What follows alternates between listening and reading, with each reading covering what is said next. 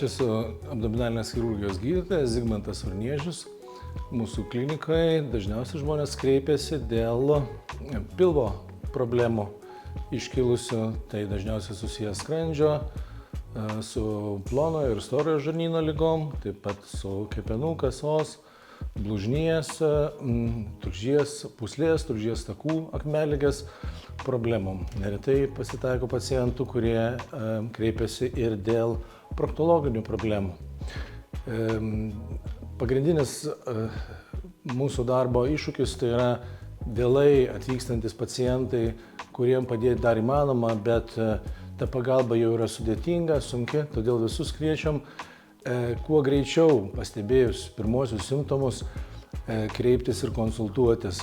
Galima atlikti įvairiausius tyrimus, tiek kraujo tyrimus, tiek radiologinius, kompiuterinę tomografiją, magnetinio rezonanso tyrimus, echoskopiją, endoskopinius tyrimus žarnyno ir tokiu būdu greit ir tiksliai nustatyti diagnozę. Sėkmingo gydymo esmė yra laiku pastebėta liga ir laiku suteiktas kvalifikuotas profesionalus gydymas. Kreipiantis vėliau iškyla daug rizikų. Tai yra, liga būna įsisenėjusi, operacijos tampa labai sudėtingomis, ligonis ir chirurgas tampa didvyris, ko šitoje situacijoje mums visiškai nereikia.